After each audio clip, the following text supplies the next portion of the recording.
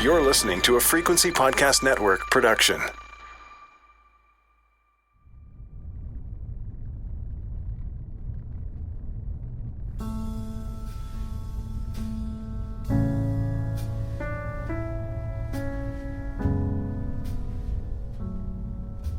It's coming up to Christmas, 2022.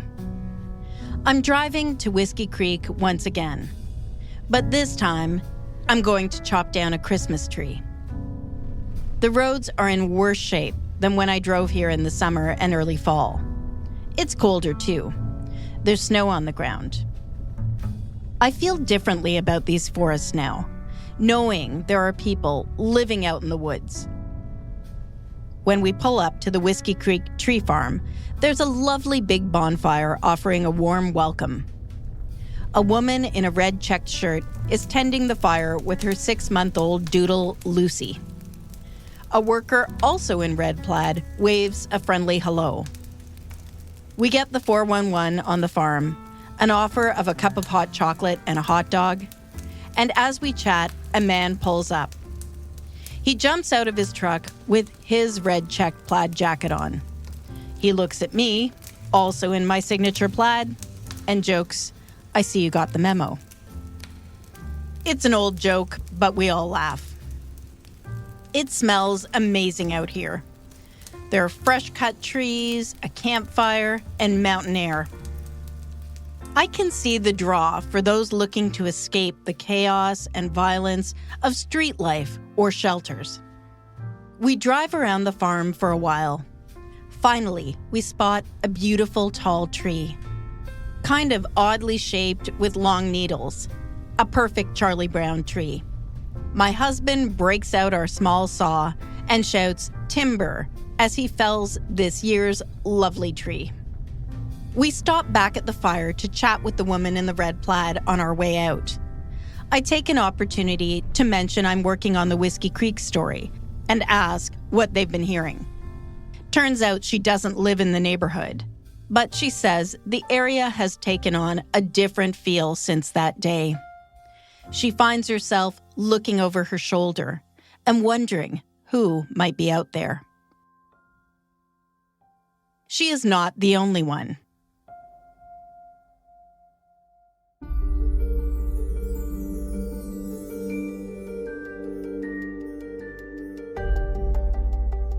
Here's a reply I got when I asked a local chat group about the impact on their community.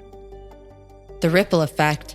Never thinking about the semi-regular gunshots heard in the area before. Now, since this unsolved horrendous crime, that has changed.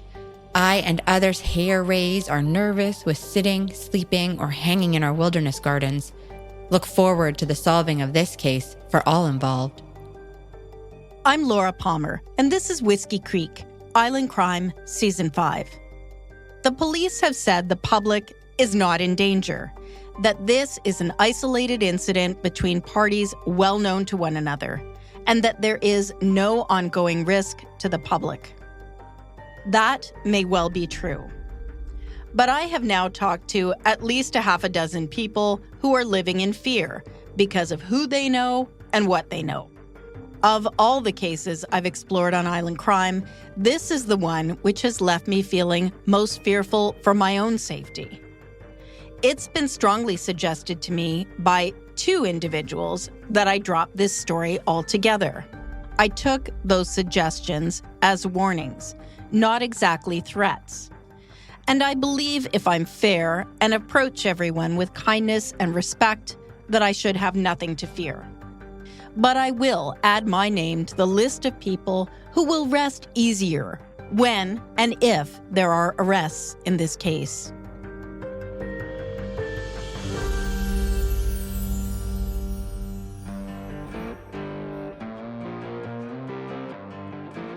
Shawn McGrath is at the heart of this story. But up until now, he's been a shadow. Everything I've learned about the man amounts to a thin social media trail, to rumors, and of course, his lengthy criminal record. But John McGrath, also known as Papa John, wants you to know that despite his son's failings, Shawn McGrath was a human being who didn't deserve to be murdered in cold blood at Whiskey Creek. I've been trying to speak to John McGrath since I started work on this story. He initially turned down my request, but then in the spring of 2023, I learned he was considering speaking to me. We talk on the phone a few times. Yeah, I heard you were around asking questions about it. Despite living on the West Coast for almost 40 years, John McGrath has a strong Newfoundland accent. They were killed, and there's another kid that got shot in the shoulder. Right. Yep. Right, and I heard him with a torch to the trailer and burnt the bodies and 4 dogs. He tells me he's learned a lot about the circumstances leading up to his son's death. He hints he may even know who's responsible. So we arranged to meet in person. He's being fitted with a heart monitor, and so I head across the island to sit down with him in his own home. It's a beautiful morning for a drive. The sun is shining and the seabirds are flying overhead. It's just before Easter. I've been told Shawn's father was a convicted drug dealer, but that's really only part of his story. John McGrath and his wife Violet raised 4 kids together. They were married for 44 years before ALS claimed her life and left him a widower. Much of John's earlier life was spent working as a miner in places like Sudbury, my old hometown. John McGrath now lives in a mobile home park in the Qualicum area. The resort sits across from a glittering stretch of Oceanside. Hi there. Do you know where John McGrath's house is? Said it's got a little picket fence around it. Yeah. He'd be an elderly fellow, probably. Newfoundland, from Newfoundland? Okay. Can I loop around this way? Yeah. Okay. Thanks so much. But if you can't find it, if you go to the office, she'll be able to tell you where it is. Right. Okay. Thanks so much. You're welcome. I pull up in front of the trailer John now calls home. There's a small deck outside with 2 bright purple Adirondack chairs. And there's a tiny black and brown dog running around. Hello. Are you friendly? You got a little friend, Diego? Diego, come. Diego. It's okay, Diego. You look friendly. John emerges, trying to corral the little dog back inside. Hey, sweetie, come here. He's dressed in a black t-shirt and jeans. His hair is now gray, and it's thin on top. He has a mustache and bright dark eyes. He tells me he's 78, and he appears to be a little unsteady and is experiencing heart troubles. John invites me into his home.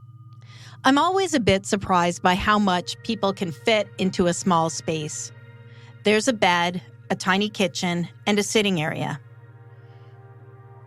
The walls are covered in family photos and pictures of island scenes and wildlife. John takes a seat on the bench with a large painting of a bear behind him. Can you maybe tell me what you had for breakfast? Oh, I had coffee. No, I had a cup of tea and 2 slices of toast. Okay. He's anxious to talk about his son's murder, but I also want to learn what I can about Shawn's life before Whiskey Creek. He pulls out a box of family photos and begins sifting through them. That was Shawn. That's Shawn there. No, that's Shawn right there. Oh my God, so cute. Oh, they're all nice looking kids that I had. I didn't make ugly kids. I love looking at old photos. I'd prefer to sit talking to John about his kids and his grandchildren. But it is the events at Whiskey Creek that have brought me here to John McGrath's home. For this small community that we got here, 3 murders and an attempted murder. Yeah. And truly to the 4 animals that got burnt. Mm-hmm. You know, there's an awful lot of charges right there. Well, and it just feels like there was the news and then nothing for almost 3 years, right? That's what happened. Yeah. They come and ask me, did I want protection or something? I said, I don't need the protection for anything. I tell John I'm sorry to be here stirring up troubling thoughts. That on this glorious day, he should have to face difficult questions. Well, I'm getting awful used to it. You are. I have a daughter married in Sudbury. I born and birth. I have a grandson married in Surrey. I have my wife, Dashes in Newfoundland. My youngest son, Dashes in Newfoundland. There's a black and white framed photo of John's wife, Violet, at the entrance. She's young, dark-haired, and attractive. My wife, we were married for 44 years. When I met her, she was personally made Lieutenant Governor of Newfoundland. She used to look after the Queen Mother. Very prim and proper family from the outports. No smoke, no drinking, no drugs. We talk about John's family for a time, about his wife, his other children, and grandchildren. But it is, of course, his son, Shawn, the victim whom most believe was the target of the Whiskey Creek murders, that I'm here to learn more about. Shawn was born in Sudbury, Ontario. Turns out, Shawn and I share a hometown.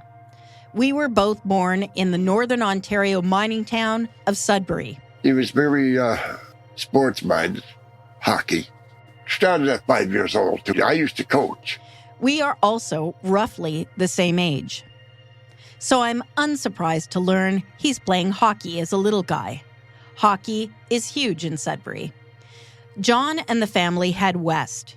He's working up in Stewart, British Columbia, near the Alaskan Panhandle.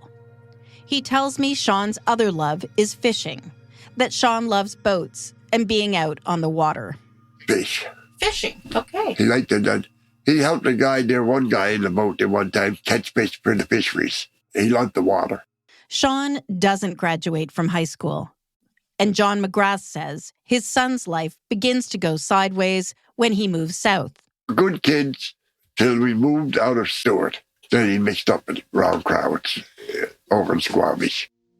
Shawn is living in the Lower Mainland. He has a partner named Wanda and a son. John shares a picture of this little family with me. The photo is taken in the hospital. Both Shawn and Wanda are wearing hospital gowns. Shawn looks young, strong, and healthy. His partner Wanda is cradling their newborn boy, Shane. But then, Shawn's life takes a tragic turn. Shawn has traveled north to visit his father. He and a friend plan to go fishing, and he's brought along his son, Shane. I think he was 4 years old, if I remember correctly.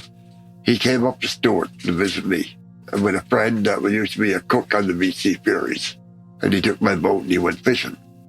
Now, the little fella, the night before he come home, it still freaks me out. He sat up and, I was watching TV, he was sleeping on the Chesterfield. He woke up and he looked right at me and said, "What do you want to hurt me for?" I said, "What? What do you want to hurt me for?" So his mother phoned up later on that night and I said, "Did you punish the boy for something?" She said, "No, why?" I told her what he done. She said, that's strange. That evening when they're getting ready to go home, he's going around to the statue of the Blessed Virgin, blessing everybody. Little kids say and do odd things sometimes. John here is describing his grandson sitting up in the middle of the night, worried that he's going to be hurt. And he's walking around blessing people with a small religious figurine. John's wife, Violet, is Catholic. She is very religious. And back then, John figures Shane must have seen his grandma doing this sort of thing. He does find the behavior unusual, but it's only afterwards that Shane's actions take on a new meaning for his grandpa. Shawn, his friend Steve, and young Shane are on the road headed south for home. John is also in his vehicle when he learns there's been an accident. So I was driving from Stewart, and it's only about a kilometer over the height of Alaska on the border. And a friend of mine was beating the horn, catching up to me. He said, "Go home. Your grandson's dead." I punched him. Just on the other side of 100 Mile House, the Vancouver side, there's a hill that goes down, double lane up, double lane down. There's a log cabin gas station right there. Steve was driving. Shawn was sleeping in the passenger seat. He was beaten right up. The baby was sleeping in the back seat. Apparently he had a broken neck and a punctured lung. Shawn's son, Shane, is killed in that car accident in 1993. His friend Steve, the driver of the vehicle, also dies. Only Shawn makes it out alive. He was trying to get them back to the car and people were holding him back. The trauma of losing his boy sends Shawn reeling. When he lost his son, he went down to it altogether. He'd get drunk and jump out in front of cars. He wanted to go with him. He and his partner split up. And as you've heard in earlier episodes, he spends much of his adult life in and out of jail. Here's how John describes the nature of the trouble Shawn gets into. Mostly petty crimes. In the later life, he would buy some stolen goods off of people, stuff like that, and then resell it himself for that. I know he's growing marijuana, but I think he was doing coke. No, he'd yell at people, he'd threaten people, but I've never known him to beat up anybody. He'd never come back much. Every now and then he'd show up for a couple of days and stuff like that. Even when he lived in the same town, now and then. Oh, that's you. Hello? Hey, Mama Bear. Hi. Hey, how did you go with that lady today? Well, I'm talking to her right now. After John finishes his conversation, we begin to talk about the period leading up to the murders at Whiskey Creek. They had a camper like this. He set it up off-grid. That's where it all happened. My daughter had one next to him. Now, someone come and grabbed my daughter and took her out of there just before the shootings. A heavy-set person, I don't know the guy's name, but I know the nickname of the guy that sent them. Told him something was going to happen. So this is news to me. I knew Tina had spent time up at Whiskey Creek. I did not know she had her own trailer there, or that she was living in the encampment just before the murders. Find out that people knew something was going to happen. Here's how John learns his son has been murdered. I was at home and I heard that a bunch of police were out there. I thought he might have been caught for drugs or something, and a raid or something like that. I didn't know there was a murder till the cops knocked on my door and told me what happened. Police believe Shawn is one of the Whiskey Creek victims, but at first he cannot be officially identified. Because I guess they were burnt so bad, probably close to cremation already. Earlier in this series, I explored some of the possible motivations for the Whiskey Creek murders. We know the shootings were planned. Shawn McGrath is widely believed to have been the target. But why? It's been suggested that Shawn might have hurt the wrong person or crossed a line with someone in the community. John McGrath believes he knows why his son was killed. Shawn and broke into the container and took that money. Then he went around saying he won a bunch of money at the casino. Never been inside of a casino, okay?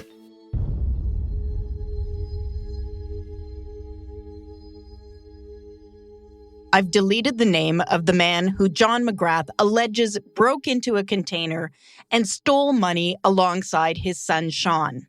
Clearly, if this is the motive behind the Whiskey Creek killings, this man's life too could be in peril.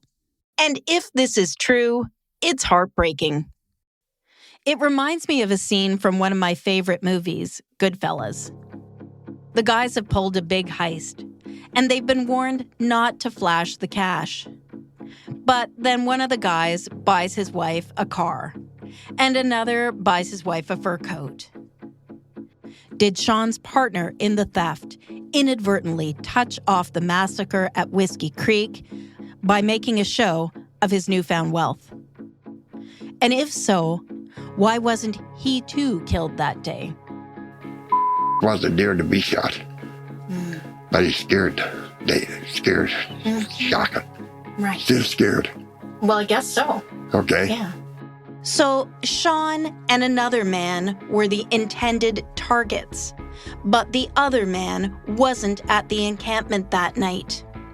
Now, he too, like the survivor and the families of the other victims, live in fear. John believes it was a drug dealer out of Nanaimo that's responsible for the hit. Right. It's his money, Joe. Right. And they got shot for the money. And so Shawn was the target, you think? Shawn was the target they knew most. He tells me that the dealer set it up and paid for Shawn to be murdered. I believe it's because of that money robbery. He had the money. I know he had the money. I know he took the money. Okay, I know he took the money. I know it was this guy's money. Now, who did you hire and how much did you pay? That's what you gotta find out. It sounds logical to me. It is also John's understanding that two men, nutcases he calls them, heavy into drugs, were the shooters. He tells me he doesn't know for certain who they are, but he has his suspicions.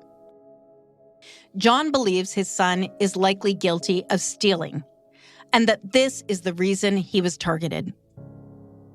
He isn't trying to soft pedal who his boy was in life. He's no angel. There's no way for Marty. He's no angel. Things happened in his life that turned him somehow or another. Maybe it's the baby's death.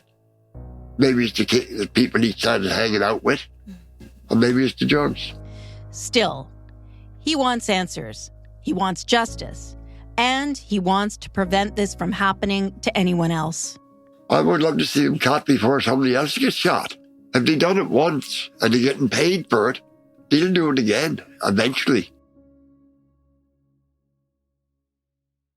As for Tyler's family, well, they aren't holding their breath. They've complained to the RCMP's Civilian Review and Complaints Commission about what they now view as a neglect of duty regarding how the police handled Tyler's case when he was initially reported missing and when he was living at the Whiskey Creek encampment. Although the RCMP will not speak with me about the case, I've read the official response. There's some explanation regarding different jurisdictions and privacy concerns. As to the allegation that Tyler was held hostage, they write, On October 14th, 2020 at 1 p.m., the Campbell River RCMP detachment requested assistance in conducting a check well-being on your son as you had reported that your son had called you and said he had been kidnapped. A constable attended to where your son was staying on the Melrose Forest Service Road and spoke in person with your son. Your son told the constable that you were crazy and admitted to the constable that he was just trying to get money from you. The person who your son stated had kidnapped him was not at the property during the time constable met with your son. Your son told constable that he had no safety concerns and that he wanted to remain where he was. The constable told your son he could get into the police vehicle and be driven away if he had any concerns, but your son declined and returned to the trailer. I am satisfied that the constable did not neglect his duty by failing to adequately investigate the check well-being of your son. After a careful review of all the available information, I do not support your allegation. The complaint is concluded and signed off on by Superintendent Mac Richards, Assistant District Commander of the RCMP Vancouver Island District. The family also instigates an investigation with the IIO, the Independent Investigations Office, a civilian-led police oversight agency for BC. It's regarding the time it took for police to go to the Whiskey Creek site on the day after the murders. The IIO look into the complaint, but determine they will not investigate further. Here is part of a correspondence Tyler's family received from Adrian Wilson, the Director of Investigations of the Independent Investigations Office of BC. I am so sorry for your loss in these terrible events, and I will address the further questions you have raised in the hope that you will understand our position.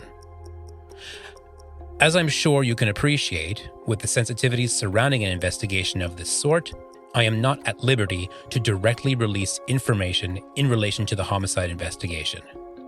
I can say, however, that their investigation has established a timeline for events that took place. It also revealed that the injuries that your son Tyler sustained were non-survivable and that immediate medical attention would not and could not have changed that prognosis.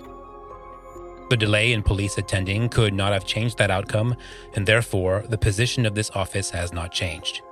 We are not authorized in law to investigate. Evidence supports that Tyler and others were deceased long before any notification of an incident was made to police. Medical evidence shows that the prolonged delay in police attending after they were notified did not result in any further harm to the individual who was injured and remained at the scene. To quote Mr. McDonald from his concluding remarks on the file, the evidence here does not support a finding that the failure of police to respond led to any additional injury or harm to the affected person. Certainly, in relation to this incident and the results of the welfare checks that you initiated, the scope for things to have been done differently did exist. But the judge wants actions with the aid of hindsight will never result in satisfaction. I am very sorry for you and your family for the loss you have suffered and understand that you are seeking answers to help your understanding and grieving. I hope that the police investigation can provide you with those answers in the fullness of time.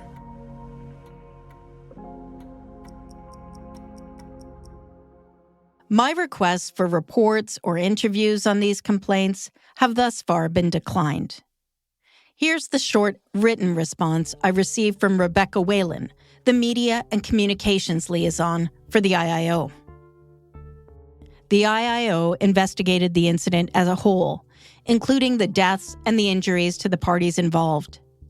Medical information confirmed that the delay in police attendance did not adversely affect the outcome for any of the parties, and therefore police actions did not play a role. The IIO is mandated to conduct investigations into police-involved incidents that result in serious harm or death. As such, any involvement that may have occurred between those individuals and police prior to October 31st, 2020, were not subject to IIO investigation. I haven't seen the coroner's report, and my request to review the RCMP's timeline was also denied. I understand that whatever injuries Tyler suffered could have ended his life before those first calls were made about the fire or the noises out at Whiskey Creek. But I also think about the survivor, who lay bleeding, shot, surrounded by his dead friends, left waiting for 6 or 7 hours. If you remember, I started this podcast talking about the Black Donnellys, the Irish family who were massacred and had their home burned to the ground almost 150 years ago. I mentioned at the outset that their story has been in my mind as I've worked on this series about the Whiskey Creek victims. Shawn McGrath and those who lived alongside him in the Whiskey Creek encampment were viewed as trouble in the community. They were vilified to the point that few seemed to care when they were shot and had their homes burned to the ground.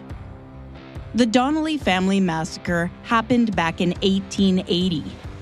Since then, there have been plays, songs, movies, and even a craft beer inspired by the family. It's claimed the ghosts of the murdered family members can be seen floating in the fields near the murder site, and that horses will not ride past the former Donnelly homestead after midnight. So their story lives on. But there was never justice for the Donnelly family. And I wonder whether there will ever be justice for their modern-day counterparts at Whiskey Creek. Life's life. I don't care who they are, what they are, or anything. It's a life. Somebody's son, somebody's daughter, someone's suffering. I miss him every day. I just can't believe somebody like Tyler would end up being murdered in this way, because he certainly didn't deserve it. He wouldn't have hurt a fly. I feel because of who Shawn McGrath was, they figure maybe it was a blessing. I think I now have a pretty good idea about what happened at Whiskey Creek and why. But with so few people willing to go on the record, with so many sources concerned about their own safety, I've taken this as far as I can. For now, without answers, without charges, the community of Whiskey Creek is left with speculation, rumor, and fear. People are scared. For sure. Understandably so. Yeah. With a small place like this, you don't see the likes of that happening. Everybody's scared. If you have information about the Whiskey Creek murders, please call the Vancouver Island Integrated Major Crime Unit's tip and information line at 250-380-6211. I'm Laura Palmer, and this is Whiskey Creek, Island Crime, Season 5.